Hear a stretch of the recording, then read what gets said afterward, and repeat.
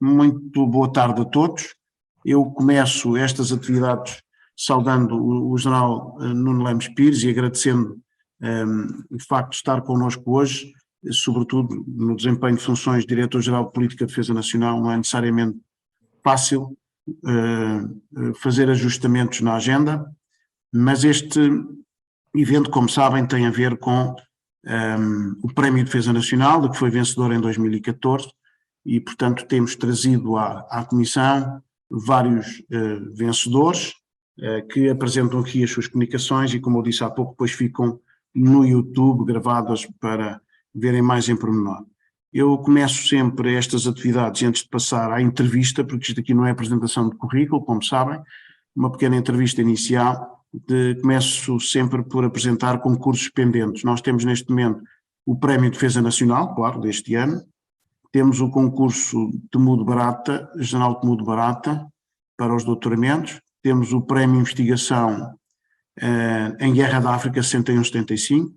Aliás, em linha com aquilo que é o Call for Papers para o colóquio deste ano, é sempre em novembro, vai ser em novembro, 6 a 8, vai ter lugar no Instituto Universitário Militar, tendo em conta o tema é a Guerra da África 61-75, compreenderão porque vai ter lugar, e com uma série de parcerias muito interessantes, quer a nível do mundo académico, quer das academias.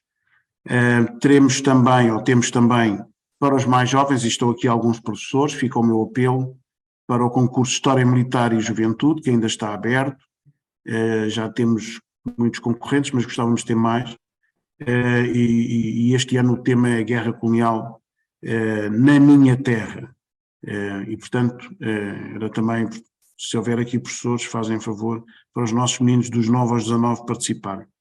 Amanhã nós temos a Ana Mónica Fonseca, no ISCTE, e o ISCTE diz muito ao Lemos Pires, já vão ver porquê, ao ISCTE, Instituto Universidade de Lisboa, com as visões da guerra às 15 horas, que também foi divulgado e também está no site. Ora, feita a divulgação dos eventos, nos tradicionais 2, 3 minutos, eu ia então passar aqui a conversar um bocadinho com o general Nuno Lemos Pires, de quem sou amigo de longa data, e obviamente ainda fora do próprio obra Wellington Spínola e Petrelos, que nos traz hoje aqui o trabalho vencedor do Prémio de Defesa Nacional 2014. Este é um trabalho que foi apresentado e na sua tese de doutoramento, de que eu tive o privilégio de ser júri na companhia de distintos professores, alguns já não estão connosco, um deles, o general Espírito Santo, que muito estimo e considero, continua no meu coração, como é evidente. Mas isto para dizer que foi de uma tese, que depois foi transformada em livro e que ganhou o Prémio de Defesa Nacional. Mas o Nuno Lemos Pires tem vários livros, como esta Cartas do Índico, foram como, por exemplo, a Civilização Quântica, como, por exemplo, este Comigo e com António Tel, Dar uma razão à força e uma força à razão, e acho que vai ter um livro em breve, mas isso faz parte da nossa conversa. Ora bem, Lemos Pires, boa tarde, muito obrigado mais uma vez. O teu amor pela história vem do Colégio Militar, vem da tua família, vem da Academia Militar. Podes dar uma ajuda a quem nos escuta? Boa tarde, meu geral. Muito obrigado pelo convite e muito obrigado por poder estar aqui, né, e partilhar um bocadinho das minhas experiências e da sua pergunta, e é com muito gosto que estou com a Comissão Portuguesa de Estado Militar, mas também, obviamente, com o Major, o meu general e com todos os nossos camaradas que estão a assistir. Relativamente a essa pergunta, eu não sei quando é que começou, isto um bocadinho, uma pessoa não sei bem referenciar quando é que isto começou, porque na minha família a história é algo que se vive muito de perto, nomeadamente do lado da minha mãe, mais do que do lado do meu pai, o meu tio Barrento, que muitos também conhecerão, sempre teve uma paixão muito grande pela história, a minha mãe também, o meu pai também, mas de facto a história é algo que nós acompanhamos como uma referência fundamental. E eu não sei explicar estratégia sem história, não sei falar de geografia sem história e não sei prospectivar sem história. Portanto, a história é uma dimensão fundamental, porque de facto está lá para nos referenciar, para nos fazer pensar um bocadinho e assim olhar para o futuro. E é isso, no fundo, que é a minha paixão. Pois, e essa paixão e essa visão é exatamente aquela que está neste livro e na apresentação que vais fazer a seguir, exatamente. E o Prémio de Defesa Nacional em 2014, eu não me lembro, em 2014 eras tenente-coronel ou coronel, já eras, não me lembro, sinceramente. Já era coronel. Já eras coronel. E este prémio, de que maneira é que te incentivou, digamos, a continuares a trabalhar e a publicar? Então, a partir daí, a uma velocidade estonteante, até porque vais ter um livro que já falaremos a seguir. De que maneira é que o prémio, digamos, prestigiou a tua pessoa enquanto escritor, fundamentalmente?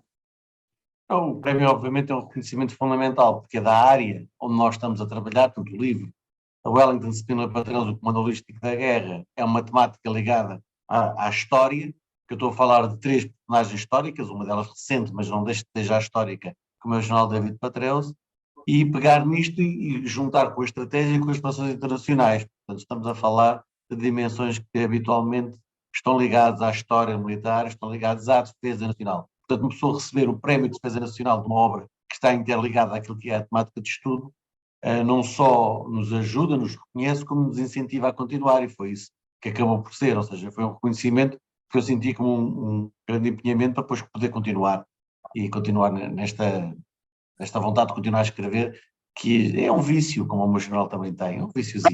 E esse vício, quer dizer, acabaste de lançar um livro e agora vais ter outro. Eu gostava que fizesses publicidade dos Resistentes. Eu penso que é o título do livro. É que tu todas as manhãs, às 6 ou às 5 já estás a escrever. Esta é a última pergunta. Gostava de saber, este último livro, qual é o racional? Foste provocado certamente pela Leia, mas uma coisa é ser provocado, outra coisa é escrever, não é? Já agora gostava que desses aqui, no fundo eu costumo perguntar os projetos de investigação que os autores estão a desenvolver. No teu caso, sendo diretor-geral de Política de Defesa Nacional, é melhor falar dos livros.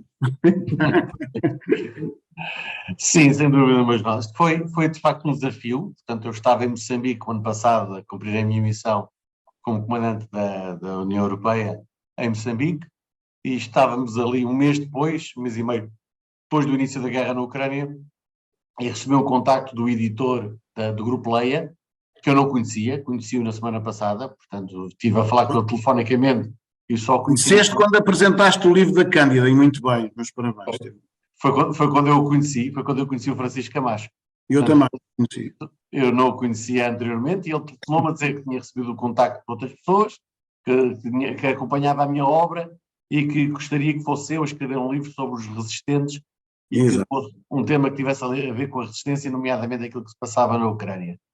E eu disse, olha, eu estou em plena missão, o tempo que eu tenho é pouco, já estou a tentar escrever outro livro, que é esse, As Cartas do Índico, e como estou a tentar escrever um livro, não tenho cabeça para mais, a missão ocupa-me muito tempo, mas no entanto o desafio parece-me bom. Deixa-me cá pensar um bocadinho. Lá pensei, passado um mês, mandei-lhe um índice, uma proposta de índice, e ele aprovou, disse que sim, concordava perfeitamente, deu-me 2 ou 3 dicas sobre assuntos que ele gostava, também gostava que eu personalizasse um bocadinho no papel de resistentes, então eu desenvolvi a minha tese para o livro. E qual é a tese? É Resistentes, e o subtítulo é Um Ato de Família. Porque este subtítulo, e eu acho que isto é que faz toda a diferença num livro. Porque a diferença entre um ato de resistência e um ato de combate é, de facto, a resistência geralmente tem a ver com o ato de ficar. Ou seja, eu resisto no sítio onde estou porque quero defender aquela terra. E quem tem família resiste com a família. E esta é uma diferença grande. Tem que haver cumplicidade. Tem que haver partilha de ideais. Muitas vezes é uma família inteira, várias famílias, irmãos, tios, que se decidem com muita cumplicidade e com muita clandestinidade, porque a maior parte dos atos de resistência são feitos na clandestinidade, basta as pessoas pensarem nos resistentes da Segunda Guerra Mundial, a resistência francesa, ou pensarem na resistência timorense, e, portanto, não é um ato que se toma individualmente como alguém que diz, família, vou partir, vou para a guerra. Isso é uma coisa. E a família é parte responsável dessa decisão que se toma. Isso é uma decisão. A outra é dizer, família, vamos resistir. Exatamente. Ou seja, colocamos a família em risco, e das duas uma, ou escondemos completamente a família, que somos resistentes, que também acontece, há inúmeros casos de resistentes que conseguem esconder perfeitamente que são resistentes, ou se envolve a família ou parte da família nesse mesmo ato. Então o que é que eu tentei fazer? Eu começo de facto com a guerra na Ucrânia. Digamos assim, o fio condutor do livro é a guerra na Ucrânia. Começo com a guerra na Ucrânia acabe com a guerra na Ucrânia, sobre aquilo que é a resistência de milhões de pessoas, famílias inteiras, que se recusam a partir da Ucrânia e continuam a resistir a partir da sua casa. Começo nesse fio de condutor e depois vou à antiguidade. E quando eu digo à antiguidade, vou buscar casos desde 2000 a.C. até, passando pelas guerras púnicas, vou à Ágora da Hipátia, vou buscar a resistência à intolerância, a resistência contra as imposições ortodoxas religiosas. Passo, obviamente, pelo meu teatro preferido, que é as guerras napoleónicas, as invasões francesas e os resistentes portugueses. Dou umas pontuadazinhas na Primeira Guerra Mundial, mas muito pouco, depois centralizam ali um bocadinho na resistência às ocupações da Segunda Guerra Mundial, as ocupações dos japoneses, as ocupações dos alemães, em teatro europeu, em teatro asiático, e depois dou um bocadinho também da resistência em Timor, portanto, do processo da resistência timorense, 75 até 2000, e termino por falar outra vez na Ucrânia e dar também um cheirinho sobre o que é a resistência no Afeganistão e a resistência também em Moçambique, ou a resistência ao conformismo sobre as populações em Cabo Delgado, que também não querem alterar o seu modo de vida e resistem à imposição de vontades alheias por outros. É um livro muito pessoal, porque acabo de escrever um bocadinho. Estou a ver, com uma experiência pessoal também, e que é muito importante. Como dizia a Cândida Pinto no outro dia contigo, não é? É preciso estar lá, cheirar, ver, sentir, ouvir, isso é muito importante e, portanto, estamos todos curiosos relativamente aos resistentes.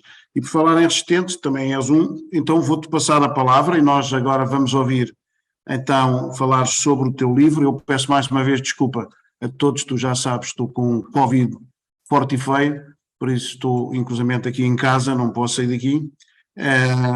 Com esta voz fanhosa, mas agora é a tua vez. Eu estou a ver o slide com o primeiro slide que mostraste, gostava que fosse o segundo, que era com o conjunto. É possível? Nós assim estamos a ver tudo, Lemos Pires. Eu sei, estou a ver se consigo encontrar que isto é definições do monitor. É cá em baixo, do lado direito, ao pé dos 59% que aí está. Exato, obrigado, a palavra é tua, somos todos ouvidos e no fim terei imenso prazer em passar aos nossos amigos para fazerem as perguntas que entenderem. Muito obrigado, Marcelo. Então, eu vou tentar aqui fazer uma viagenzinha sobre o que é este livro, o que é que no fundo representa. Como devem calcular, escrever uma tese de doutoramento e um livro de 400 e tal páginas, que é metade da tese, ou seja, porque para escrever o livro, obviamente reduzi grande parte daquilo que também era a própria tese de doutoramento em si, e tentar explicar aqui em breves palavras o que é, obriga-me a fazer algumas escolhas, mas que assim também espero que abra o apetite para quem depois quiser ler o livro e ter a informação complementar. O título é mesmo isto, é o percurso de uma tese que levou à construção de um livro. Esta é a ideia fundamental que eu trago aqui, e no fundo começa por dizer o seguinte: como é que me nasceu a tese? Eu devo dizer que a tese nasceu um bocadinho com um ato de raiva, e não tenho outra forma de o dizer, porque tive a missão no Afeganistão em 2009, 2010, e quando lá estava, observei muitas coisas que de facto me inquietam. E como me inquietavam, e dado o meu lado também académico, pensador, que gosto de escrever, toda a minha vida, desde tenente, quando faço uma vida operacional, também sempre gostei de escrever sobre aquilo que fazia. Comecei a escrever ainda durante a missão sobre coisas que eu não concordava. E coisas que eu estava a ver que estavam a acontecer no Afeganistão naquela altura e que não faziam sentido. E daí que eu comecei a constatar. E as constatações é daí que eu abro, já depois de regressar, um ano depois de regressar do Afeganistão, é quando eu começo a pensar em escrever a tese. E o que é eu constatava? Que havia uma desarticulação evidente entre aquilo que era a atuação das forças de defesa, as forças de segurança e as forças paramilitares, ou empresas militares privadas, como também são chamadas, ou seja, não estavam coordenadas. Ver uma enorme distopia, eu digo em vez de dissonia, digo mesmo distopia, porque de facto tem a ver com objetivos que ligam estas mesmas organizações entre os interesses dos países e das organizações internacionais, e embora, curiosamente, alguns países faziam parte das organizações internacionais, mas depois parecia que não tinham os mesmos objetivos, parecia não, tenho a certeza que não tinham. Havia, obviamente, uma grande dissonância entre políticas de desenvolvimento e estratégias de imposição de segurança, e em vez de caminharem lado a lado numa ideia, numa convergência, e muitas vezes eram completamente dissonantes e por vezes atropelavam-se uma à outra, ou seja, se há uma verdade que eu adquiri durante o Afeganistão e que pratiquei agora em Moçambique, e fiz disto mote da minha missão em Moçambique, é não há desenvolvimento sem segurança e não há segurança sem desenvolvimento, e ali eu não tive dúvidas. Havia políticas de desenvolvimento que estavam completamente dissonantes das estratégias de segurança. Por outro lado, também uma dissonância muito clara entre aquilo que era a política decidida e a estratégia executada, quantas vezes a política mudava e a estratégia não, e quantas vezes a estratégia alterava sem a política ter mudado. E, portanto, isto era evidente, eu podia estar aqui a contar inúmeros casos, eu vou falar alguns mais à frente. E, por fim, a incongruência ou desarticulação que havia no planeamento antes, durante e pós o conflito, ou seja, a capacidade que nós temos para antecipar o que vamos fazer antes de uma intervenção armada, a capacidade de poder viver durante essa intervenção armada e começar a planear os seus efeitos para as próximas gerações, porque tudo aquilo que fazemos tem que estar pensado no mínimo pelo menos 1 ou 2 gerações a 25 ou 50 anos. Constatando isto, então, eu dizia que havia uma efetiva falta de unidades fortes, ou seja, não havia unidades fortes. Esta é uma ideia muito geral, que eu tinha que traduzir isto numa coisa mais objetiva, e então tive que traduzir isto no objetivo geral da tese. E o objetivo geral da tese não é mais do que um objetivo que tinha a ver com isto. Desenvolver, através do estudo, sobre 3 épocas diferentes da história, e foi deliberado, ter 3 épocas diferentes, mas que fosse história contemporânea, já depois da Revolução Industrial, uma teoria geral que possibilitasse a existência no comando holístico da guerra. O que é o comando holístico da guerra? Tem a ver com isto que eu vou aqui falar. Eu tinha que escolher, eu tinha que ter uma lógica. E eu fui escolher 3 pessoas, 3 épocas, 3 atores. E à volta dos 3 atores, tentar buscar aqui uma linha de condução de alguém que tinha sido bem sucedido em algumas áreas, não tão bem sucedido em outras, mas garantidamente bem sucedido naquilo que se entende por comando holístico. Porquê? Porque o Duque de Wellington, que comandou, como sabem, a Guerra Peninsular, não só, já vou falar um pouquinho mais da vida dele, o general Spínola, que foi comandante-chefe e governador, portanto, governador e comandante-chefe da Guiné-Bissau desde 1967 até 1973, e o general David Petraeus, que comandou o Iraque e depois comandou o Afeganistão em 2 situações diferentes, comandou 2 teatros de operações como comandante máximo das alianças em causa, que eu também já vou falar, e que também em si conseguiu simbolizar aquilo que se pode chamar um comando holístico civil e militar. Ou seja, qualquer um destes 3 tinha equipas de civis e militares que comandava em situações bastante diferenciadas. A segunda é que, a partir do século XVIII, começa a existir uma clara separação da profissão militar. Portanto, a pergunta que podia ser feita, mas porquê é que eu não fui buscar o Júlio César? Ou porquê é que eu não fui buscar um comandante da Antiguidade? Na Antiguidade, ou basta recuar alguns 5 séculos, para sabermos que não havia uma profissão militar separada. Geralmente a nobreza ocupava funções militares e a oscilação e o salto entre aquilo que era atividade militar e civil não era feita através de uma carreira militar específica. Por isso eu tive que ir no tempo, quando começa a haver uma separação, para entender se essa separação causou, obviamente, destruição, foi benéfica, não foi, e é por isso que eu começo com o Wellington e não vou mais atrás. Pois, eram áreas de estudo diferentes e complementares. Eu não fiz só sobre história, eu não fiz só sobre defesa, eu não fiz só sobre relações internacionais, fiz sobre as 3. Ou seja, eu fui estudar os 3 líderes do comando holístico da guerra na perspectiva da história, na perspectiva da defesa e na perspectiva das relações internacionais. Por último, tive que ter muito cuidado para não cair no anacronismo. O que é o anacronismo? Eu estudar uma época e relacionar o que se vivia na época com aquilo que se passa hoje. Isso foi uma dificuldade grande, porque ao escolher 13 pessoas de 3 épocas muito diferentes, caímos rapidamente em tentar criar conclusões sobre coisas que se passavam no século XVIII como se fosse em pleno século XXI, e isso era preciso ter muito cuidado. E eu faço essas ressalvas ao longo de todo o livro, que evitei sempre o anacronismo e também evitei o estudo da personalidade. Não era meu interesse estudar a vida de Wellington, ou a vida de Spínola, ou a vida de Petraeus. Nem é uma elegia, nem sequer é um ato de admiração, nem sequer é uma biografia, não. Eu utilizei as vidas deles única e exclusivamente como forma de chegar a poder elaborar uma teoria sobre o comando holístico da guerra. E então, porquê estes 3? Eu fui buscar partes dos seus percursos de vida, não fui buscar a vida toda. Eu fui buscar as partes da vida do Wellington em que ele teve a comandar na Índia, e que foi uma parte extremamente importante, onde ele foi fazer um comando civil e militar das campanhas na Índia, ainda durante a década de 90 do século XVIII, e depois fui buscar a parte em que ele volta para a Irlanda e está na Europa a comandar, nomeadamente na Península Ibérica. Do general Spino, também tem uma carreira muito ampla, eu fui fundamentalmente buscar a experiência dele como comandante de batalhão em Angola e depois como governador e comandante civil na Guiné. Do general David Petraeus, fui buscar o comando dele fundamentalmente no Iraque e depois no Afeganistão. Isto são escolhas, porque obviamente se eu fosse buscar a vida toda deles, e vou falar aqui um bocadinho à frente, isto dava obviamente muitas coisas. Pormenorizando, o que é que eu não falei do Wellington, mas o que é importante na vida do Wellington? Wellington é, como verão, Spínola também e Petraeus também, são pessoas que têm um percurso, e no caso dele, garantidamente um percurso que é tanto civil como militar. E é tanto um percurso político como é um percurso militar. Porquê? Porque o Wellington foi primeiro-ministro, o Wellington foi deputado da Assembleia, o Wellington foi membro do governo, mas foi antes, durante e depois da sua carreira militar. Portanto, ele foi muito novo, já era deputado pela Irlanda, como no fim da sua vida ele foi primeiro-ministro da Inglaterra. E esta questão de saltar entre os cargos militares e políticos, que hoje pode parecer uma dissonância, era extremamente útil sobre aquilo que se chama o Comando Superior da Guerra. Ele teve experiências em vários sítios, teve uma experiência internacional muito forte. Ele cresceu e viveu, aprendeu numa escola em Bruxelas, onde aprendeu a falar francês fluentemente.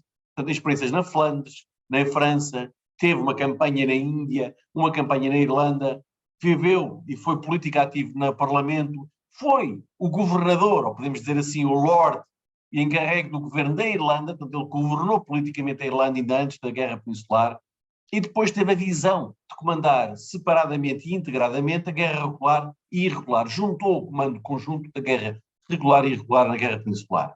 Além disso, tinha uma habilidade diplomática para manter uma ligação permanente com as capitais de quem dependia. Ele dependia do seu governo de Londres, ele dependia do governo de Lisboa, do Rio de Janeiro e de Cádiz. Ora bem, só para terem noção, o Wellington, ainda muito pequeno, muito novo, começou por ir para uma escola em Angers, em França, fez a Academia Militar Francesa e o exército britânico do século XVIII e XIX era um exército muito distinto do que temos hoje. Por exemplo, a chegar a tenente-coronel era um sistema em que se compravam as patentes. Isto foi um sistema que durou até ao princípio do século XX, no exército britânico. Era através da compra, o dinheiro, que as famílias compravam o título, a patente de tenente, de capitão, de major, de tenente-coronel. Só em coronel começava a haver uma espécie de meritocracia e que era obrigatório já ser promovido pelo governo, porque até lá não. E é o irmão dele, mais rico, tem herança familiar, tem herança das famílias do Wellesley, ou Wellesley. Ao princípio eles não eram, ainda eram só Wesley, depois é que passaram Wellesley, depois mais tarde acabei a ser Duque de Wellington. Ele tinha isto. Onde é que ele se estreia? Ele vai se estrear nas operações na Flandres em 1794, no comando do Batalhão de Infantaria 33, e logo aí vê-se que ele é mais do que um militar. Ele é o conselheiro político do comandante de toda a operação. Começa-se a ver aquilo em que ele, por exemplo, ele, quando vai para a Índia, que é uma parte extremamente interessante, ele quando vai para a Índia, ele transporta consigo cerca de 200 ou 300 livros com ele. Ele tem necessidade muito grande de estudar os sítios para onde vai, poder pensar, mas vai buscar pensadores gregos, romanos, filósofos, políticos. Lá está a tal questão que o militar tem que ter uma abrangência muito grande.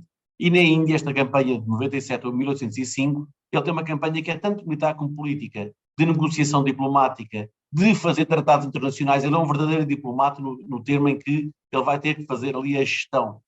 Depois regressa e vai para o Parlamento e vai ser o delegado do governo na Irlanda. Ou seja, ele também, embora sempre dissesse toda a sua vida que só queria ser militar, sempre que teve que aceitar e cumprir missões no destino, na função nobre da política do seu Estado, não teve hesitações em fazê-las e foi um bom governante. Ou seja, ele conseguiu, em vários momentos, na Irlanda e noutros sítios, continuar a fazer as suas partes. Na Guerra Peninsular, que é o âmago da minha tese onde eu entro, ele conseguiu fazer a ponte com os vários governos. Ele não era apenas um simples comandante militar. Ele era o comandante holístico de uma campanha que não tem fronteiras. E isto faz parte da minha tese. Se alguém quer vencer uma guerra, tem que ganhar a tal questão do desenvolvimento da segurança. As populações têm que sentir que estão melhor com um lado do que com o outro. As populações têm que sentir que estão melhor com os aliados do que estão, obviamente, com o invasor. E ele teve um bom senso, conseguir concetar todo um comando holístico, por exemplo, comandante das ordenanças, as milícias, o exército e a marinha, sendo que a marinha estava no Brasil. Ele tinha assento no Conselho de Regência português, onde tinha palavra, ele podia influenciar políticas de finanças em Portugal. Ele garantia, por exemplo, que os agricultores portugueses eram compensados sobre os bens que doavam ao exército aliado. Ele tinha opiniões sobre a estabilidade da segurança interna nas vilas e aldeias de Portugal e de Espanha. Isto é extremamente importante, porque só assim conseguimos resolver um problema de guerra.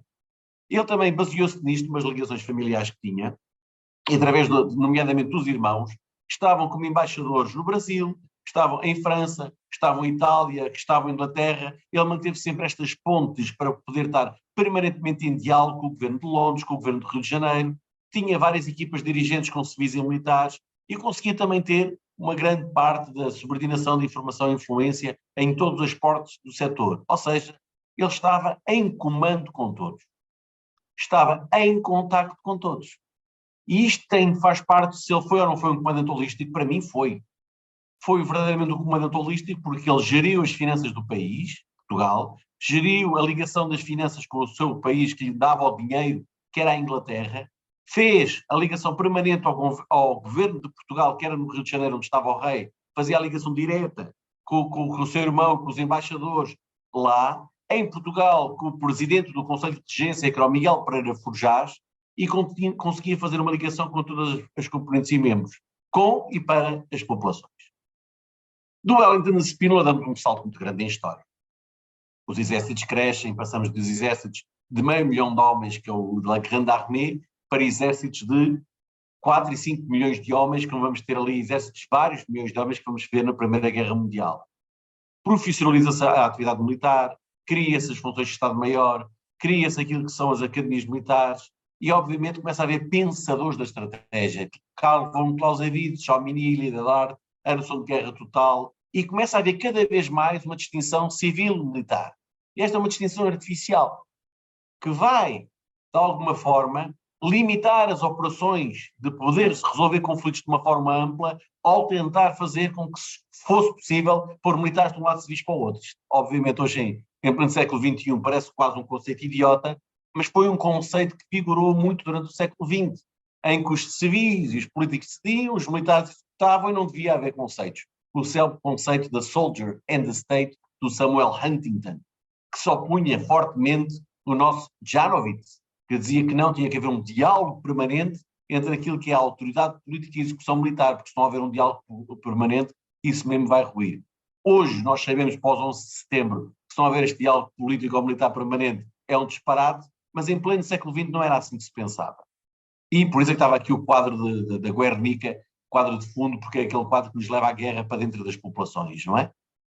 Ora, Spínola já é, obviamente, um produto deste século XX e vai ser o governador e comandante-chefe na Guiné em 67 e 73 e também tem também um papel fundamental como governador e comandante-chefe de olhar tanto para a segurança e para a economia de desenvolvimento da Guiné-Bissau como para a parte militar.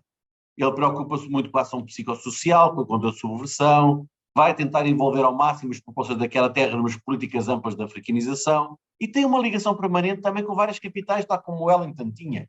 Ele estava permanentemente em contacto com Oliveira Salazar ao princípio, depois já vai ter um contacto muito mais aceso até ao ponto de ruptura com Marcelo Caetano, acaba por ter uma dissensão grave já em 1973, o que leva ao afastamento da função do governador, mantém ligações ainda com os capitais próximos de Dakar e Conakry. Spínola também é um homem, tem um trajeto interessante. Ele começa a sua vida no colégio militar, mas vai ser um observador atento da vida social, política e económica.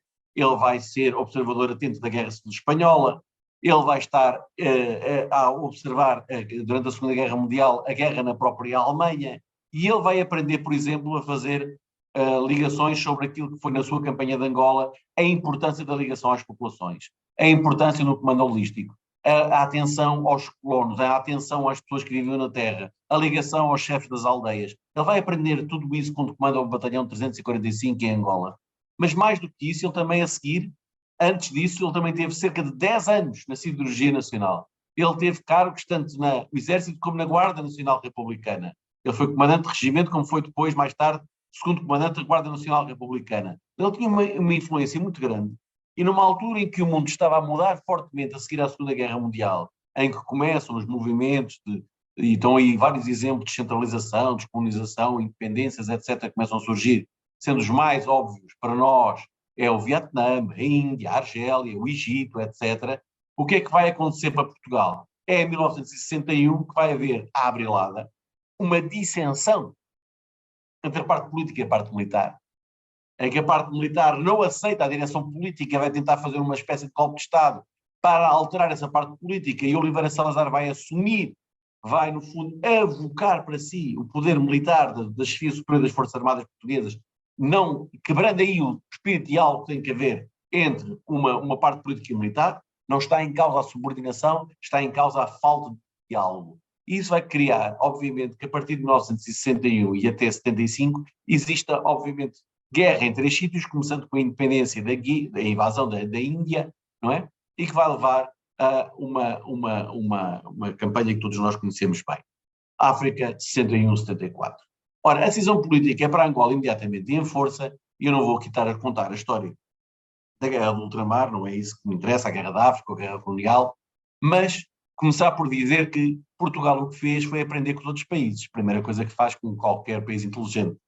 E foi por isso que mandou 4 equipas diferentes para a Argélia, para estudar os conflitos, com equipas para a Malásia, para saber como é que os ingleses faziam, e dali conseguiu fazer uma coisa única, que foi uma doutrina.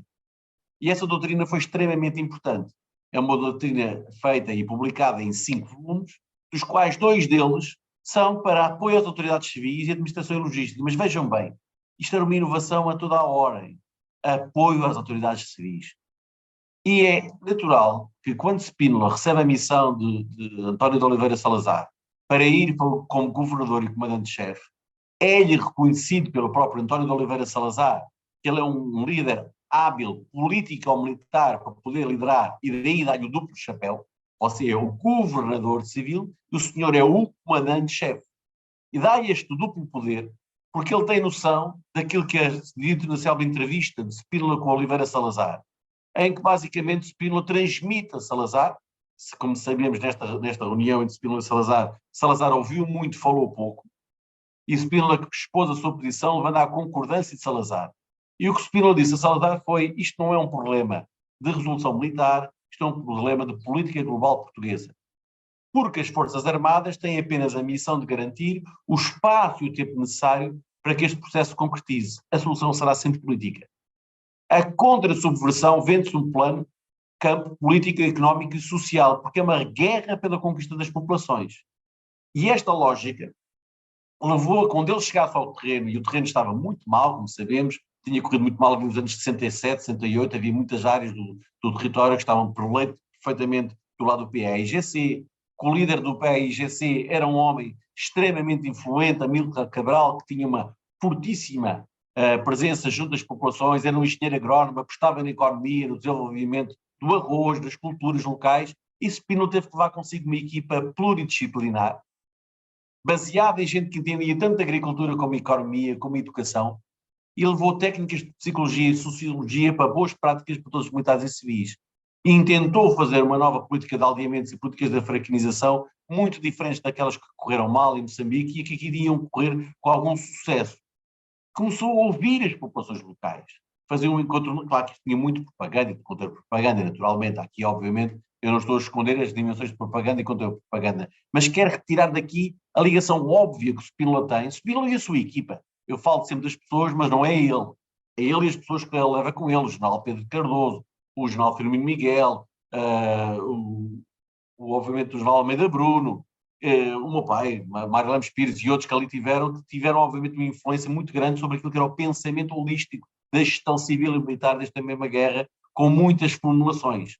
Nesta imagem, por exemplo, em que aparece aqui o meu pai em 3 destas fotografias, a ideia é exatamente mostrar a ideia de que era fundamental a ligação com as populações, ouvir as populações, influenciá-las, ter ali noção. Há obviamente uma ação psicossocial, mas há uma ligação honesta para saber que não é possível ganhar uma guerra destas se as populações não estiverem do lado.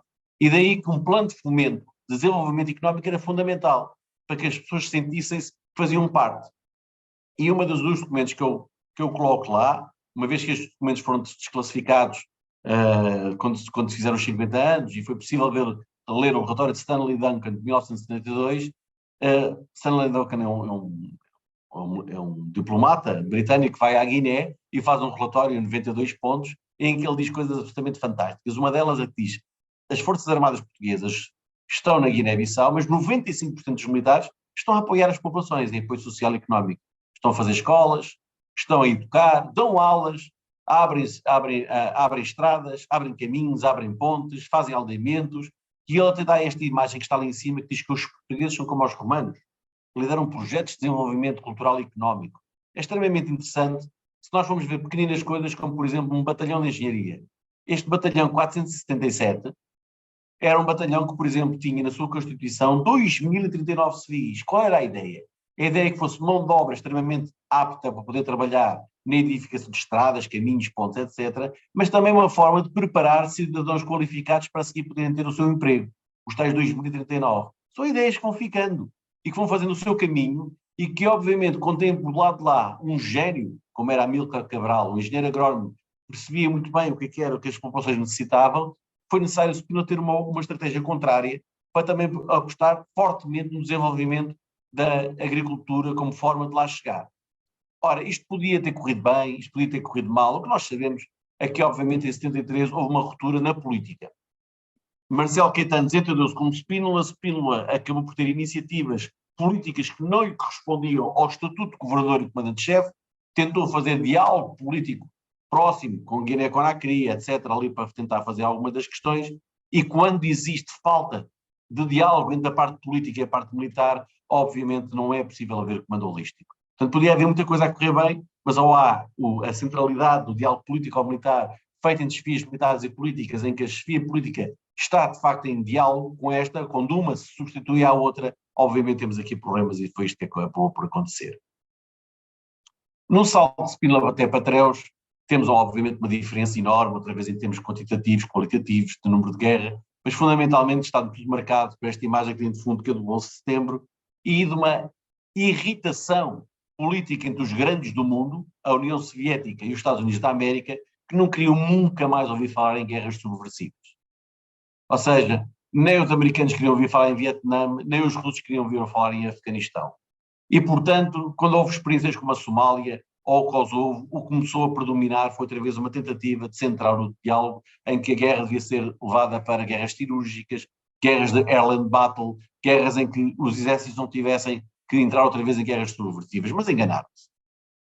Enganaram-se e nós sabemos que veio o 11 de setembro e afinal a guerra subversiva tinha que ser entendida. E é aqui que entra o general David Petraeus, que vai pegar num exército nada preparado para fazer intervenções no Afeganistão e no Iraque em 2001 ou em 2003, nada preparados, e vai tentar inverter esta mesma. Ele é a face visível de uma política, ele é o autor do chamado Field Manual 43.4, no fundo, um Field Manual que vai fazer a grande diferença, e ele é uma pessoa que é marcada por uma Counterinsurgency Strategy, a estratégia da Anaconda que ele desenvolve no Iraque para estagnar o caos, é daquilo que são as forças de defesa e segurança, estruturas de liderança partilhadas, e também ele, sempre com enorme cuidado, a manter a ligação política. Ele fazia briefings semanais ao presidente dos Estados Unidos. Ele falava todas as semanas com o comandante da NATO em Bruxelas, quando estava no Afeganistão. Ele tinha uma ligação direta com o poder. Mas talvez o mais interessante de tudo é esta fotografia que aqui está.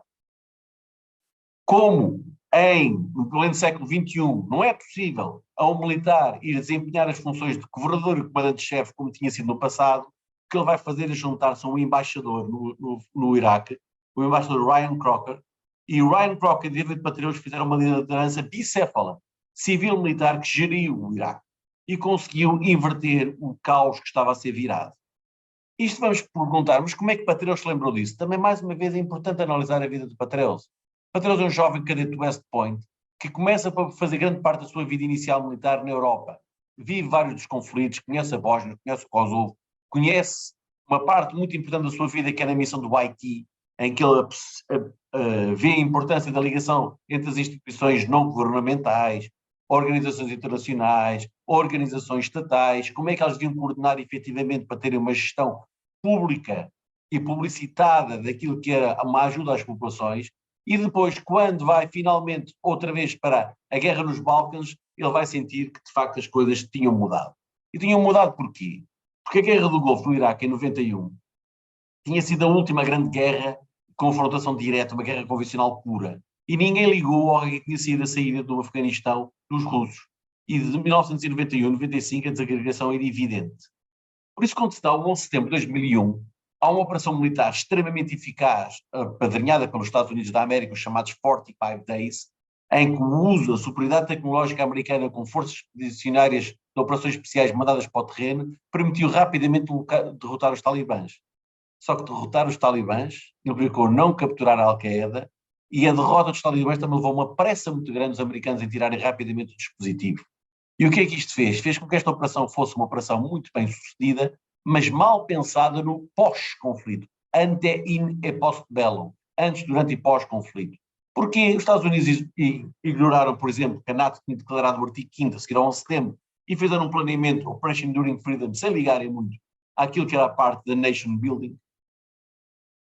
George Bush anunciava que ia fazer um Estado democrático no Afeganistão, mas não tinha recursos, nem sequer tinha uma estratégia para fazer, e até deixaram os talibãs por capturar. Ou seja, se a ideia era substituir os talibãs no poder, convinha ter um plano político ou militar para os próximos 20 anos, que não havia. Na Operation Enduring Freedom isso não estava previsto. E o que nós vimos é que depois, com a disrupção causada com o Iraque, a decisão, a anomalia estratégica de decidir invadir o Iraque em 2003, que não tinha nada a ver com a Operation Enduring Freedom, ou seja, foi uma operação completamente criada do zero, numa nova experimentação que a própria ONU queria influenciar pouco. Eu costumo dizer, não é o que se fez, é o que não se fez, as não decisões. Não se desarmou os grupos criminosos, não se desarmou os cartéis da droga, pelo contrário, armou-se. Pegou-se a alguns destes chefes, que eram chefes que faziam contrabando de droga no mundo, puseram-se patentes de tenentes generais e puderam desacomodar a polícia. E a grande esforço americano foi para o Iraque. E ao ir para o Iraque, levou obviamente um Iraque que teve imensos problemas. Um Iraque que, mal os Estados Unidos entram, primeiro, os primeiros administradores, lá está, o administrador americano, Ian Bremmer, que está aqui nesta fotografia, que faz os chamados disaster decrees, os decretos desastrosos, em que apenas no mês manda para casa todas as forças armadas e forças de segurança e destrói os 4 níveis superiores da administração pública iraquiana, que era do partido Bahatista, e começa rapidamente a haver uma desagregação enorme. E a desagregação enorme levou uma prioridade clara americana em resolver o problema do Iraque em desfavor do Afeganistão. E esta frase do secretário-geral das Nações Unidas, Kofi Annan, diz tudo. Os meus gastos no Iraque não foram no Afeganistão. E, portanto, até 2009, aquilo que a NATO fez e outros países fizeram no Afeganistão foi praticamente nada. Pouco, cheio de restrições, sem estarem preparados para fazer aquilo, enquanto os Estados Unidos estavam preocupados no Afeganistão.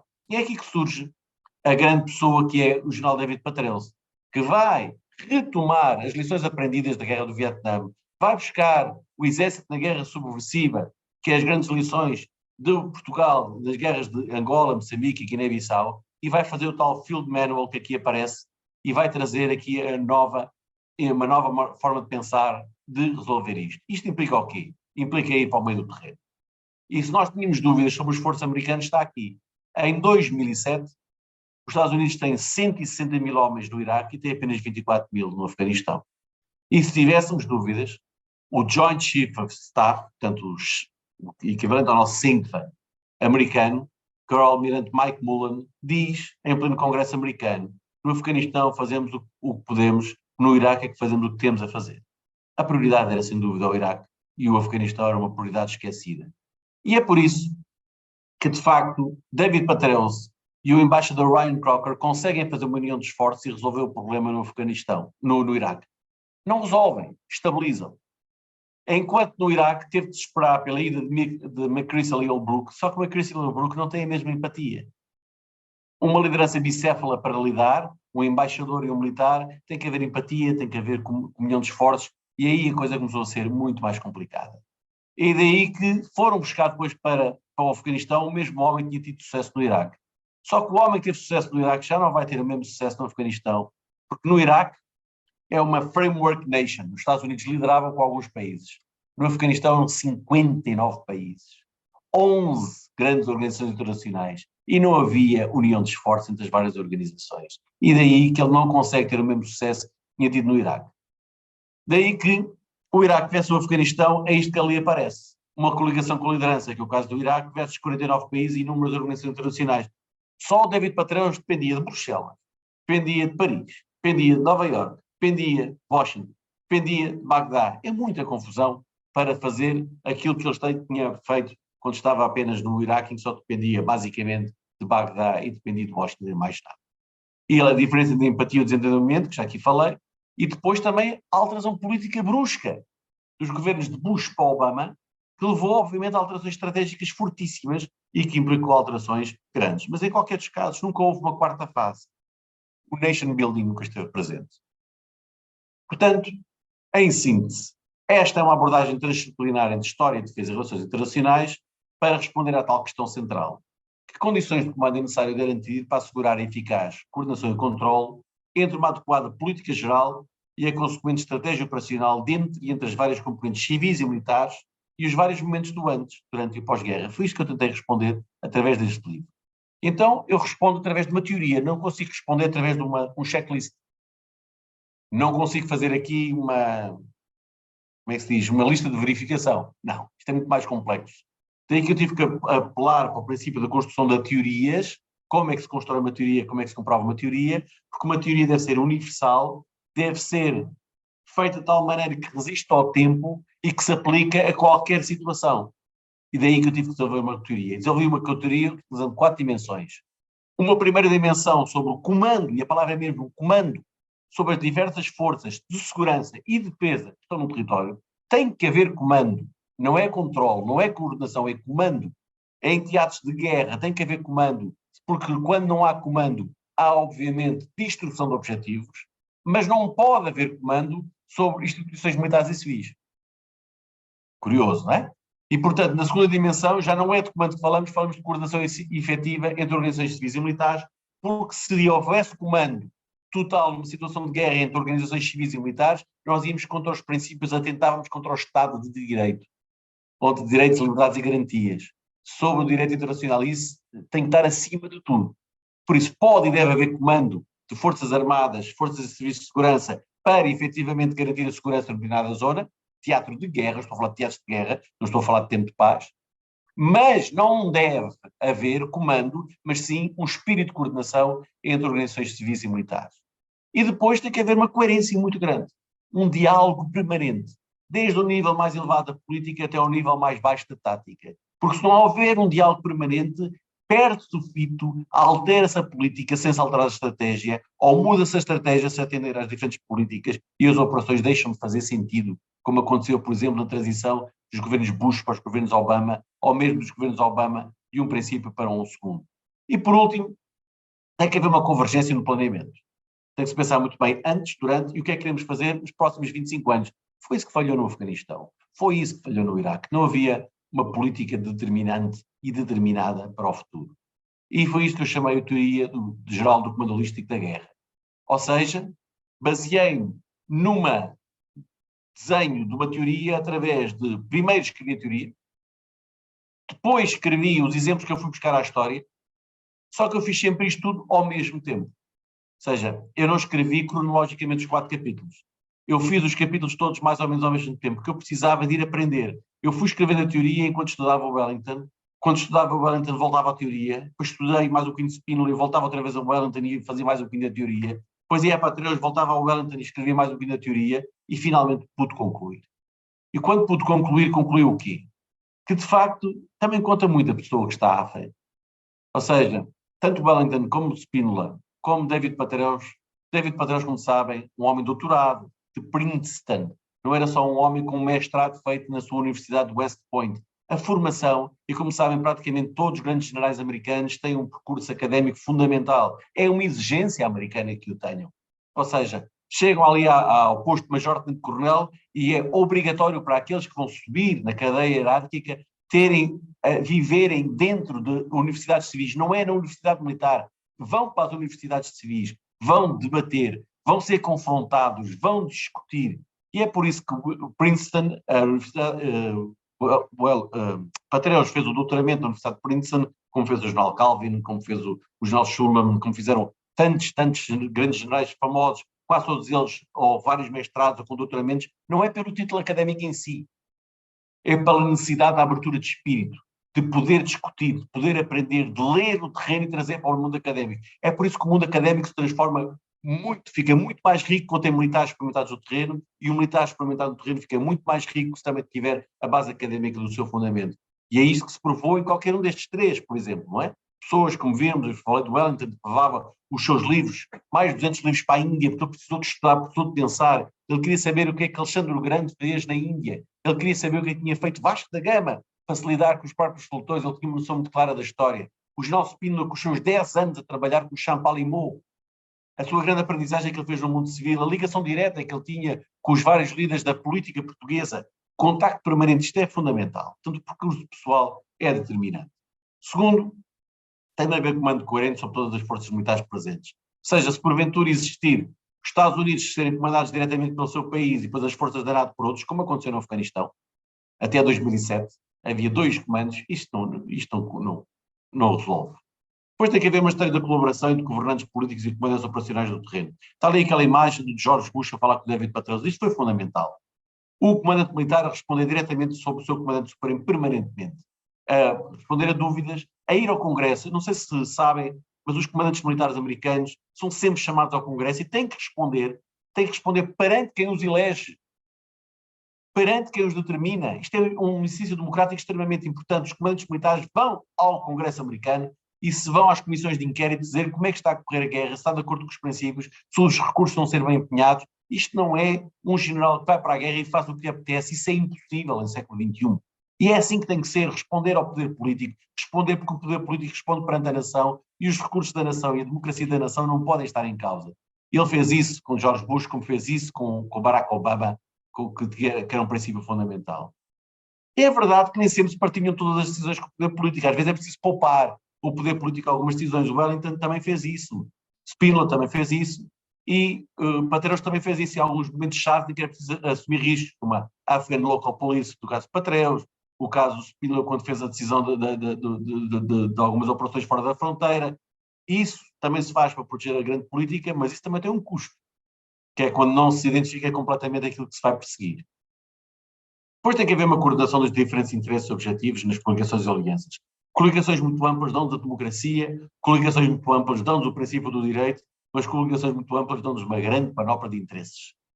E obviamente que um país, numa aliança onde está, por exemplo, uma Grécia e uma Turquia, às vezes é difícil de entender convergências a alguns pontos. Eu não preciso dizer mais exemplos.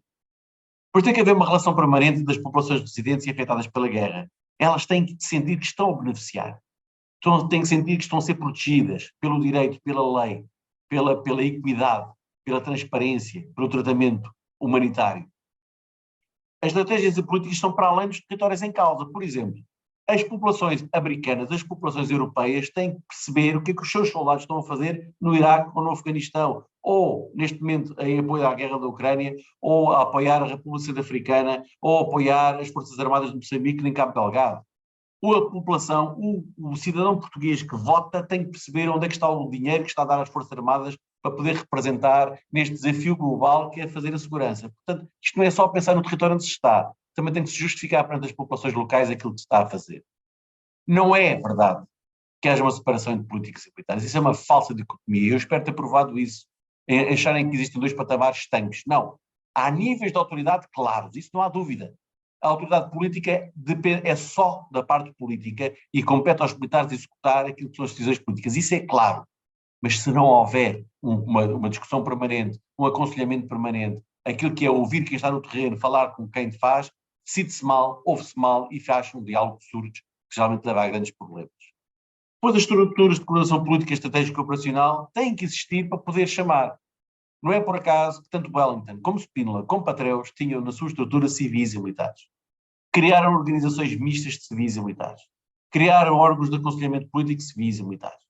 Todos eles fizeram isso, permanentemente. Nunca houve um que tivesse estados maiores só militares ou estados maiores só civis. Nenhum. Isso é extremamente importante. Depois, a doutrina em si não resolve nada. A doutrina é uma ferramenta. A doutrina não é uma estratégia, a doutrina não é uma política. A doutrina é uma ferramenta ao uso das operações e da tática. Não deve ser o princípio da estratégia e não deve ser o princípio da política. E às vezes confunde-se. Tem-se doutrinas muito boas, e pensa que a doutrina vai responder ou vai substituir aquilo que é a natureza superior da política para desenvolvimento das populações. E, portanto, isso é um erro recorrente e também espero ter provado isto no meu livro. Depois tem que se usar todos os meios disponíveis. Um dos grandes erros do Afeganistão foi o desequilíbrio enorme entre aquilo dos recursos que foram gastos nas componentes militares e não foram gastos nos componentes civis. Onde não se fez, por exemplo, o Justice Sector Reform, a reforma do sistema judicial, ou a reforma do sistema económico, ou a reforma do desenvolvimento sanitário, que já se fez depois no Iraque de 2017 até 2021, quando se expulsou o Daesh, muito equilibrado, e que foi extremamente desequilibrado quando se fez a primeira reação no Afeganistão.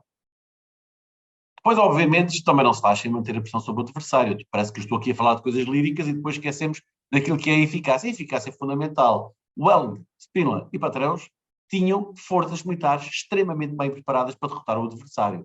Wellington tinha só os melhores soldados do mundo, que era o exército português, que avançou pela Guerra Peninsular, fez a libertação dos Pirineus, entrou em Toulouse e derrotou os franceses. Tinha só os melhores militares do mundo. Como o Spínola tinha comandos, paraquedistas, fuzileiros, tinha forças especiais de intervenção, do mais apto, tinha os comandos africanos, tinha forças extremamente bem preparadas, tinha uma força aérea portuguesa extremamente apta, tinha uma marinha portuguesa que entrava pelos leitos dos rios e conseguia fazer operações em ambientes extremamente complicados, e obviamente Patréus tinha as melhores forças especiais americanas, norueguesas, do mundo inteiro, as melhores forças a trabalharem no Afeganistão e Iraque. Isto também não se faz sem forças bem preparadas. Claro que a personalidade e a empatia, a competência dos vários decisores foi fundamental. A palavra empatia também é muito importante. O Spínola era adorado e venerado pelos militares do Batalhão 345, como era adorado e venerado pelas populações na Guiné-Bissau. Isto era extremamente importante. Como é extremamente importante que quem está no terreno é que sabe. O ouvir as populações locais, como Wellington fazia, chegava a uma cidade qualquer portuguesa e falava com os corregedores, Ele não fez nada sem falar com Miguel Pereira Forjás. Todas as decisões da Guerra Peninsular são feitas com Miguel Pereira Forjás. Nós tínhamos nas 14 divisões que os britânicos tiveram e portugueses ao lado, 3 delas eram comandadas por generais portugueses, que conheciam o terreno, que sabiam. 7 dos comandantes das brigadas eram comandantes portugueses. Quem está lá, os comandos africanos eram fundamentais para Spínola. As forças locais iraquianas e as forças locais afegãs foram os que fizeram as diferenças para o David Patréus. Já falei de estratégias antes, durante e depois da guerra, e como tal, da questão central. Eu não podia fazer uma lista de condições. Como tal, eu tinha que responder antes através de uma teoria geral que se elaborou. E essa teoria geral é isto, é um triângulo, em que, de forma coordenada, eu tenho que ter os níveis de decisão e tenho que ter o ante e inter post-bellum, o comando e a coordenação sempre a trabalhar em conjunto. E é isto, no fundo, que foi a conclusão a que eu cheguei, que é possível, e que já agora que eu posso dizer, se me é possível também dizer isto, que é, eu depois de ter dado, acho que também de alguma forma pratiquei e apostei para o fazer em Moçambique. O ano passado levei a teoria do comando holístico da guerra para aquilo que eu chamo o Integrated Approach em Moçambique e and you know what? It worked. Pronto, dizendo em inglês, funcionou. Muito obrigado, estou à vossa disposição. Muito obrigado, Lemos Pires, excelente comunicação, acho que aprendemos todos e quem quiser aprender mais desta última parte que referiste pode ler as cartas do Índico, que percebe perfeitamente a teoria a transformar-se na prática. Estou com dificuldades da Covid e passo a palavra agora a quem quiser apresentar questões, faça o favor, pode carregar ou começar a falar. Quem chegar primeiro, avança. Não há problema. Eu depois controlo. Fazem favor. Eu tenho muitas questões, mas queria que fosse do público. Sr. General, dá-me licença. Faz favor. Muito boa tarde, Sr. General, muito boa tarde, Sr. Major-General Lemos Pires, meu querido e dileto amigo, e muito obrigado por ter, e muito boa tarde a todos e muito obrigado por esta lição. Eu tenho uma pergunta que, tendo a noção de que são coisas diferentes, acho que seria útil, pelo menos para mim, tentar compreender, se conseguíssemos fechar este ciclo, como é que o Sr. Major-General associa o conceito de guerra total, nascido, enfim, em épocas recuadas da história militar, a esta noção holística do comando da guerra, ou do comando holístico da guerra. Quando fala do envolvimento do escalão político, quando fala do envolvimento ou de uma abertura de horizontes que um comandante militar deve ter para saber melhor mover-se no terreno. E eu sei que a guerra total eventualmente começa com uma ideia mais associada à tática do que propriamente à estratégia, mas com consequências estratégias que podem ser evidentes e que podem ser vincadas e conhecidas, não é?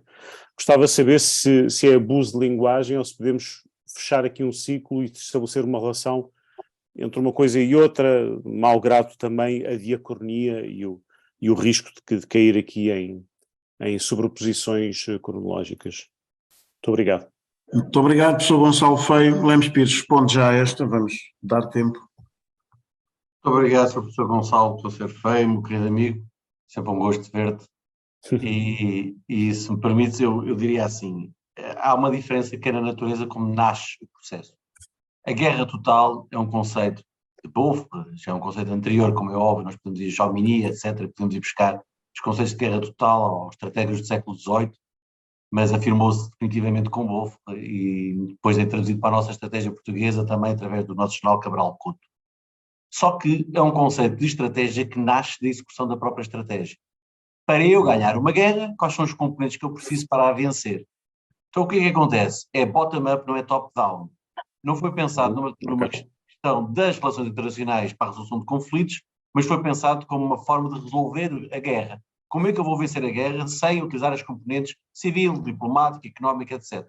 É um bocadinho como uma relação civil-militar, em que o militar tenta utilizar as ONGs locais para fazer melhor a sua missão, ou a cooperação entre civis e militares que se deve fazer a todos os campos, independentemente da missão estar a confundir. E é isto que eu, no fundo, queria dizer. O comando holístico da guerra é uma forma de pensar ante e post-bellum, porque se for necessário no planeamento eu até posso decidir dar muito pouco peso à componente militar. Ou seja, um comando holístico da guerra, se me chegar à conclusão que basta através de desenvolvimento de segurança e até com forças de segurança sem presença de forças militares, por exemplo, se eu for só para forças policiais e se eu chegar à conclusão que isso me serve, eu posso resolver uma situação de conflito grave através de um comando holístico, desde que eu tenha a tal questão entre o comando de forças e a coordenação das outras.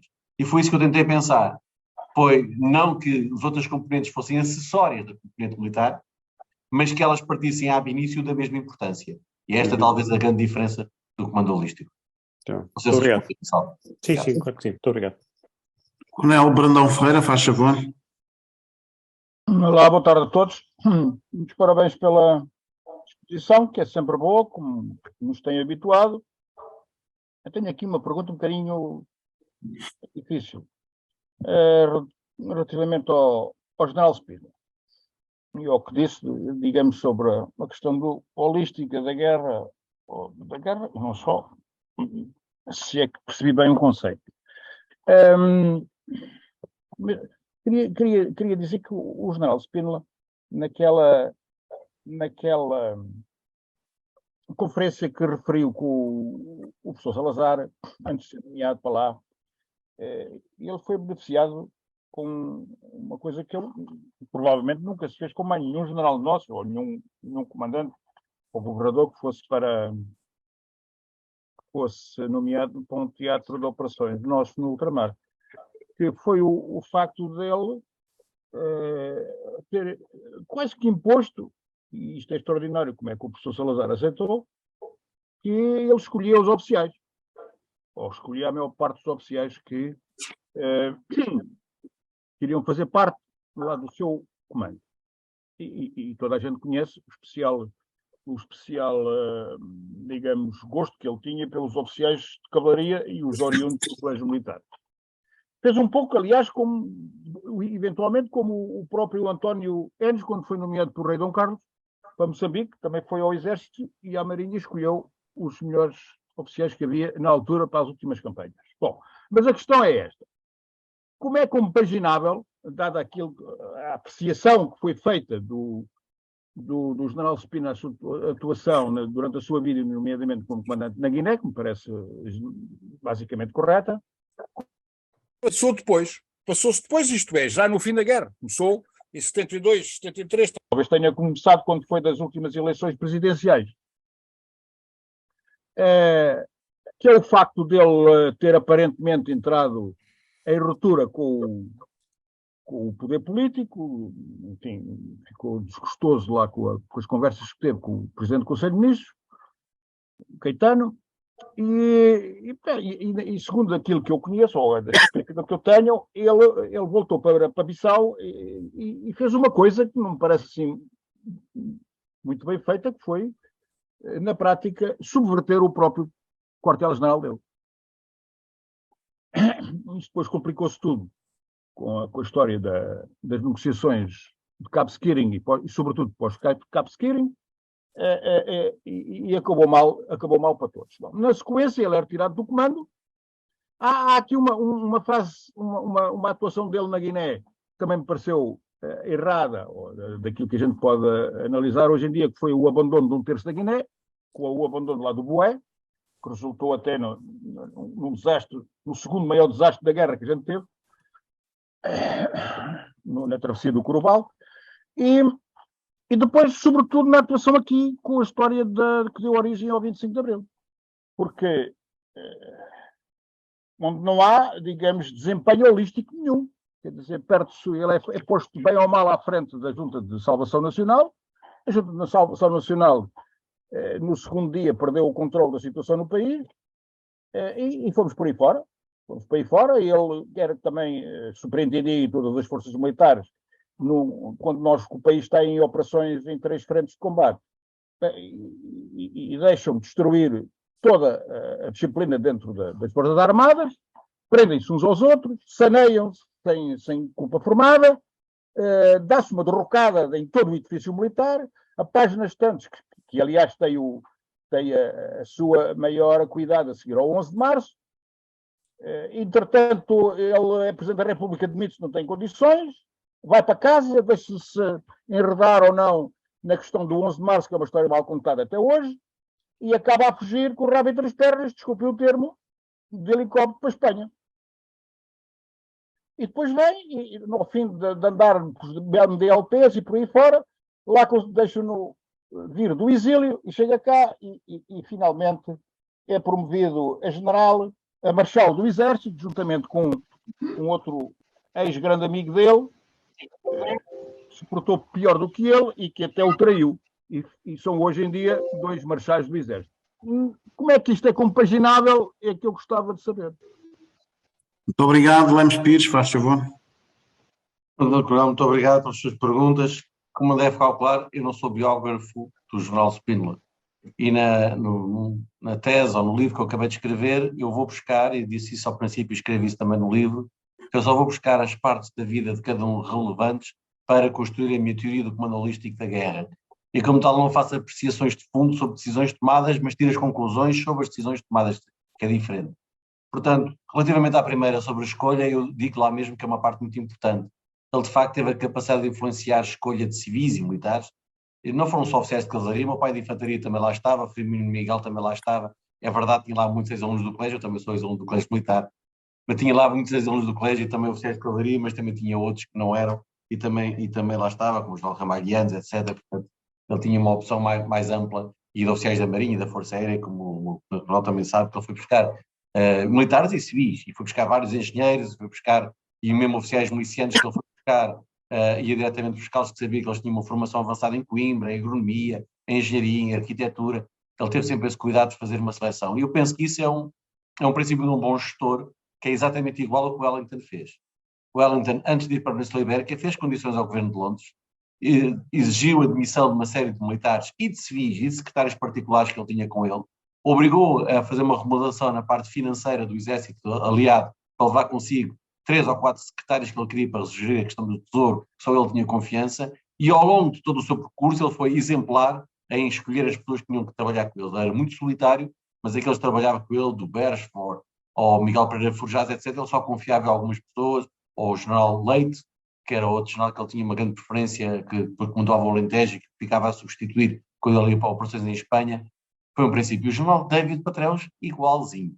O general David Patreus, quando vai para o Iraque, vai fazer o seu J7, Joint Strategic Advisory Team, em que vai buscar os melhores militares que ele tinha, que já muitos deles vinham do SOS, que era o Departamento de Estudos do West Point. Ele vai lá buscá-los, aqueles que tinham estado com ele no Kosovo, aqueles que tinham estado com eles no Haiti, vai buscar vários deles que tinham feito o tal departamento, muitos de Princeton, Harvard e de várias universidades, leva-os com eles, metade civis, metade militares, vai buscar o especialista em contra-insurgência australiano, nós conhecemos, vai buscar 2 britânicos, vai buscar um vietnamita, ele faz de facto uma apreciação e depois vai buscar muita gente ao Departamento de Estado, vários diplomatas, ele tinha cerca de 20 diplomatas a trabalhar com ele no Iraque, e depois trabalhava também junto com o grupo do embaixador Ryan Crocker. Portanto, qualquer um destes 3 líderes fez exatamente a mesma coisa. Eles foram inteligentes a gerir equipas, mesmo que não fossem os mais inteligentes do mundo. Por isso é que eu digo, eu não sou biógrafo, nem sou defensor, nem sou achar que qualquer um dos 3 eram os melhores seres humanos do mundo. Não tenho qualquer visão platónica nem a logística de qualquer um dos 3. Acho que de facto souberam ir buscar equipas muito, muito fortes e foram capazes de buscar. Eu não consigo explicar exatamente como é que se dá a dissonância político-militar em 1972, 73. Eu escrevo lá e conto, com base numa das biografias do General Spínola, talvez aquela que eu gosto mais, eu cito lá 2, mas do professor Luís Nuno Rodrigues, que é uma daquelas que eu me baseei mais, também falei na altura com o General Almeida Bruno e com outros, com quem tive a ocasião de trocar ideias e trocar apontamentos, mas fundamentalmente só para dizer o seguinte: o que é facto, e eu não vou agora concluir sobre fez bem ou fez mal, o que é que levou, o que é facto é que a certa altura ele entrou numa espiral própria, ou seja, começou a tomar decisões próprias e até inclusivamente muita gente no terreno, como disse muito bem, não sabia do que ele estava a decidir, o que é que ele tinha decidido. Isso é verdade, eu até confirmo na primeira pessoa, porque lembro do meu pai estar a dizer que foi surpreendido com algumas decisões que tinham sido tomadas que ele desconhecia. Quanto ao pós-regresso da Guiné, eu não estudei essa parte e, portanto, a minha opinião seria igual a qualquer outra opinião de uma pessoa de café e, como tal, muito de coronel, eu não vou opinar sobre o que ele fez depois de regressar da Guiné. Muito obrigado. Muito obrigado, Luís Pires. Adriano Fernandes, faz favor. É ligar o som, tem que ligar o som. Sim, obrigado. Obrigado. Muito obrigado. Eu peço desculpa, sou um leigo na matéria de militares, não sigo um coronel de um general, não percebo nada disso, nunca fui tropa, e por isso peço desculpa, penitencio-me. Se vir um cabo ou um sargento, para mim é tudo igual, porque eu não conheço nada disso, mas respeito. Gostei muito desta palestra, eu acho que o Sr. General, por aquilo que percebi, as 3 personalidades que falou, do Wellington, do Spínola e do Patreus, só qualquer um deles daria para uma grande tese de doutoramento, mais ter a ousadia de tocar nos 3. Foi de facto um desafio muito grande, mas eu apreciei a visão holística que quis impor e o ritmo que quis incutir no seu trabalho. Comparar essas 3 personalidades e contextualizá-las na sua época histórica. Gostei muito quando disse que de facto não sabia falar das biografias sem falar da história, de facto são muito juntas e sem uma não se compreende a outra. Fiquei um bocadinho atrapalhado, não percebi bem quando falou da Abrilada, pensei que estava a falar de Dom Miguel, do absolutismo, mas depois vi que não, que era o Abril, a época de Abril. E eu tinha apenas uma pergunta muito simples, que eu, enquanto professor, já há bastantes anos, há um período da nossa história que eu nunca percebi muito bem e tenho sempre muito medo em falar dele aos alunos, que é aquele período pós-25 de Abril, depois quando se faz a descolonização na Angola, Moçambique, aquela fuga dos nossos refugiados, ou retornados como queiram, foi feita tão apressada e tão atabalhoadamente. Eu pergunto-me, onde é que estavam os nossos militares em Angola ou em Moçambique? Onde é que estavam as chefias? Onde é que estava a ligação às populações que tão bem falou e que tão necessária é? Quem foi a falha? Quem é que não coordenou bem essa vinda dos nossos portugueses, dos nossos irmãos, para a metrópole? Eu este período da história nunca o percebi muito bem. E eu agradecia, perante um painel tão ilustre de serviços militares, que alguém me desse algumas dicas, que eu todos os anos, quando dou essa matéria ao 12º ano, chego ali e bloqueio um bocadinho. Houve retornados, vieram para Lisboa, foi a fuga, foi os aviões, era o salve-se quem puder. Portanto, alguém foi culpado. Quem? Essa perguntinha, peço desculpa pela ousadia, se o general pudesse dar algumas dicas, eu agradecia. E gostei muito da palestra, que é interessante. Eu peço que às 6h30 tenho outra reunião também online, às 6h30, que é uma reunião da escola, pois se eu sair, não penso que saia por desinteresse. Muito obrigado. O objetivo é mesmo este, de informar no âmbito do nosso protocolo com a Associação de Professores de História, e tive muito gosto em ouvi-lo. Nuno Lemos Pires, faz favor. Muito obrigado. Primeiro uma referência à Abrilada. A Abrilada é de abril de 1961. chamado o golpe de Estado, quer dizer, na verdade, uma tentativa de golpe do Ministro da Defesa na altura, Botelho Muniz, que leva consigo o secretário do Exército, que acabam por ser quase todos demitidos, fica com o Lusa da Reáguia, fica o Gomes da Costa também vai mudar de funções, e que pronto, eu só para não estar aqui a simplificar, está escrito em vários documentos, também está escrito no meu próprio livro, que eu explico brevemente quem foi a Abrilada, mas que marca um divórcio. Esta Abrilada é uma desconfiança, portanto, no fundo era uma condução que tinha a ver com a geração NATO, os novos oficiais que tinham tido uma preparação bastante superior ali na década de 50, tinham ideias novas para tentarem mudar um bocadinho o rumo em termos da política nacional que se estava a seguir, e depois com esta tentativa de levar o presidente a demitir Salazar, aquilo acaba por não ocorrer, até porque já tinha começado o 11 de março, já tinha começado março de 61 em Angola, e mais o Santa Maria, o chamado Anos Horríveis de Salazar, o Ano Horrível de Salazar, e isso leva também que muitos daqueles militares tenham preferido não avançar mais em termos de golpe, e isto vai levar a uma decapitação daquilo que era a liderança político-militar que havia no Ministério da Defesa, do Exército, da Marinha e da Secretaria de Estado da Força Aérea, e vai levar aqui a uma substituição dessas principais chefias e Salazar a avocar o cargo de Ministro da Defesa para ele. E, portanto, isto provoca ali uma quebra de diálogo profunda entre a parte política e militar, que depois vai ter aqui algumas considerações. Sobre o que se passa em 75, repare, como deve calcular, não faz parte do meu livro, não faz parte da minha tese, mas eu não lhe quero deixar sem resposta. Quando as pessoas perguntam assim, o que é que falha? Falha aquilo que eu escrevo na minha própria tese, que é o ante, in e post bellum, antes, durante e pós o conflito. Nós não podemos partir para uma decisão política ou militar sem pensar nas consequências que a mesma tem. E o que é que acontece quando uma descolonização nasce de uma revolução? Não deixa de ser um golpe de Estado, não é? Em 1984 nós podemos ter a leitura do processo político, do que é que leva àquilo, cada um entende como entender. Mas na prática há de facto um golpe militar, um golpe de Estado que muda a política e na altura não estava desenhada uma política a longo prazo para aquilo que deveria ser uma descolonização. Isso não estava pensado, se for aos programas do movimento das Forças Armadas, etc., não está lá escrito que a seguir se vai iniciar um processo de descolonização. Isso é uma consequência de uma ação e não de uma previsão. Daí que seja extremamente importante pensar com tempo. E qual é a primeira frase que surge logo a seguir ao 25 de Abril? É nem mais um soldado para as colónias. E o nem mais um soldado para as colónias significa, obviamente, a falta de pessoal para poder fazer. E isto é gritante em muitos dos sítios, não é? Em que, não havendo, obviamente, depois forças neutrais capazes de fazer uma transição para um processo livre de autodeterminação, que não tinha de ser de independência. O que se previa é que houvesse processos de autodeterminação, que os vários povos pudessem optar por escolherem pela independência, escolherem pela pertença a Portugal, ou escolherem outro caminho, ou até ingressarem num outro território, não é? Isso é que era um processo de independência, que era um processo que devia ter sido levado 4 ou 5 anos, e obviamente que não foi assim que aconteceu. E uma das grandes razões por não faz dizer quem é o culpado, há um logo à partida que somos todos nós, que é quando começamos nós, sociedade portuguesa, a impedir o reforço militar, que era importantíssimo haver uma autoridade de Estado para conduzir um processo a seguir que, com pés e cabeça em Angola, em Moçambique, na Guiné, em São Tomé, em Cabo Verde, em Timor-Leste. Era fundamental haver uma transição pacífica, demorada, bem planeada e até acarinhada pela comunidade internacional, porque estávamos a falar, obviamente, de uma questão que deriva de um processo mundial em que também tinha havido já várias colonizações e independências desde o final da Segunda Guerra Mundial. Também era importante haver aqui também um chamar da comunidade internacional para poder verificar estes mesmos processos de uma forma aberta e legítima. E se calhar nós não sabemos o que estaremos a falar hoje. Já estamos a falar de territórios que tinham permanecido na soberania portuguesa, outros que tinham se tornado independentes e outros que tinham optado, nós não sabemos, porque depois acabou por ser um processo um bocadinho atropelado por isso. Portanto, eu acho que mais do que o shame blank, apontar os dedos, a dizer quem é que tem a culpa ou quem é que não tem a culpa, nós devemos fazer o nosso meia-culpa não por uma questão de autoflagelação, mas porque os ventos da história às vezes sopram mais depressa do que aquilo que é o planeamento político e depois leva a que as situações acabam por ser como elas são.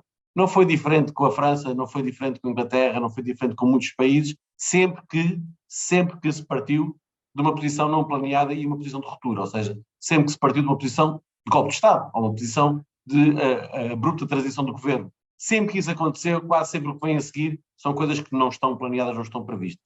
e esta é uma explicação de quem não é especialista e de quem não sabe do tema, devo dizer que não é a minha praia, não é o meu tema, mas não lhe ia deixar de dar a minha opinião. Obrigado. Muito obrigado, Lemos Pires. Fui ator, obviamente, sou um desses retornados, que no dia 5 de outubro chegou ao continente, mas também permite-me complementar um pouco o que disseste, explicando ou referindo que vivíamos em plena Guerra Fria e que os movimentos de libertação eram obviamente instrumento de poder da União Soviética de então, ou da própria China relativamente aos Estados Unidos. E, portanto, tudo o que se passou a seguir também tem muito a ver com a própria Guerra Fria, não só no caso dos movimentos de libertação, mas na ligação, inclusive, a algumas lideranças portuguesas.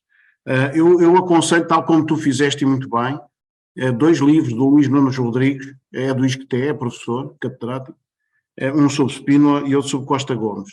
No próprio processo de descolonização, nós conseguimos perceber melhor este processo e as dificuldades de quem tinha responsabilidades políticas e tinha sido militar, estão lá, muito bem explicadas, de maneira isenta, sobretudo com as fontes, e acesso a todo o tipo de fontes. Eu termino aqui agradecendo a todos as questões que foram colocadas, agradecendo em especial ao Nuno Lemos Pires por esta brilhante comunicação e dizendo que ela vai ficar no YouTube da Comissão Portuguesa de História Militar para mais tarde recordar, e para aqueles que não tiveram a oportunidade de ver. Muito obrigado, Nuno Lemos Pires, agora em funções político-militares, como Diretor-Geral de Política de Defesa Nacional, em plena guerra da Ucrânia. Desejo a maior sorte do mundo, quer pessoal, quer profissional. E essa tem consequências para todos nós, certamente para Portugal. Muito obrigado, Lemos Pires.